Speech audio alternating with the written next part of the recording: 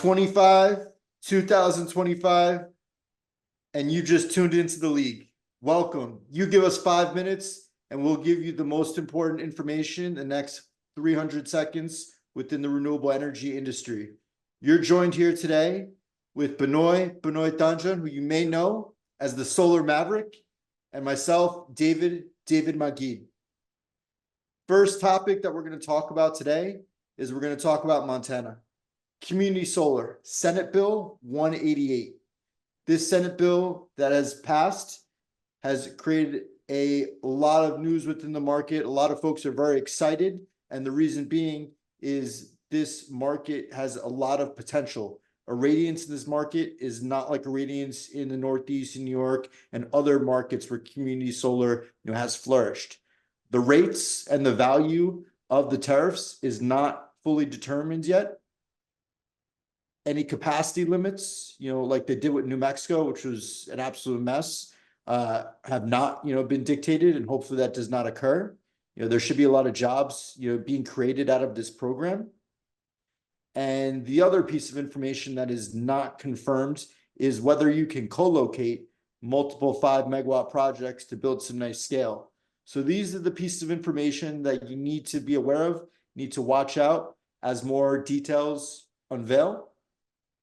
Now let's go over to New Jersey. New Jersey, 250 megawatts. They recently announced an increase in their community solar program, which is a lot of mixed reviews. And quite frankly, that community solar program is much better for rooftop versus ground mount, just the way that all the auctions are set up.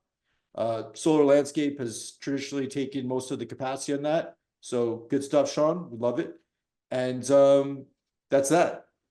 Yeah, that's great, David. I mean, it's great to hear more expansion of community solar. Dave and I develop community solar projects, and that's great to hear about Montana and their new program, the expansion of the New Jersey program, and eventually all 50 states will have community solar, which will be exciting, and it creates a lot of, economic opportunity, as I discussed in episode 24, our last episode, about how one community solar project creates, I think it's 10.5 million or 12.5 million of economic impact in that community. I was actually recently at the SolarPlaza Summit Asset Management North America in San Diego. It was the past 2 days, April 23rd to 24th. I've been actually to two of SolarPlaza's events before. I actually spoke at their event that they had in Colombia and in Argentina. They do a lot of international conferences, and this is actually the biggest solar asset management conference. There was a lot of great takeaways, and I met a lot of great people at this event. You should definitely come to this event next year, which will be in San Diego as well. A lot of the discussions has been related to the modification to the Inflation Reduction Act. The big thing with that was the tax credits, and there were different experts who spoke about the tax credits. Initially the tax credits were supposed to be for 10 years. Really what they're hearing is that with the new budget bill, that probably the tax credit will be for 5 years, that the adders that were there will probably be removed. And, that's just obviously a hypothesis by different industry experts. People don't think that there'll be a full repealment of the tax credits for renewables, specifically solar, because it's helped a lot of states that are run by Republican constituents. It was interesting because obviously this is an asset management conference, so they talked a lot about solar O&M and challenges. One of the big challenges is really it's hard to find skilled labor, and there's not people who have the skills. So there's also a lack of training. There's high employee turnover as well. Also, too, there's challenges now with severe weather risks than there was before.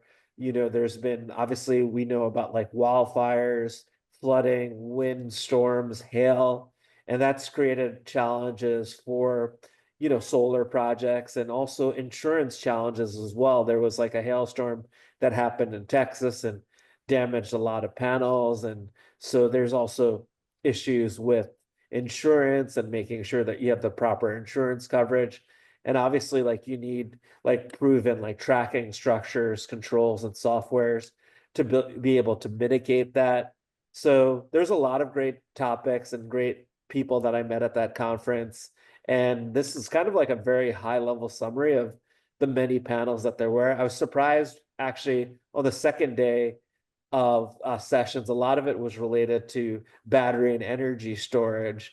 And obviously, asset management and O&M are going to be a lot more complicated once storage is implemented on a greater basis in development in the US. Well, thank you for your time. You've just enjoyed maybe more than 5 minutes of the best information of what's happening in the clean energy industry. Please like promote, like, give us 5 stars and become a subscriber. We appreciate your time. Thank you.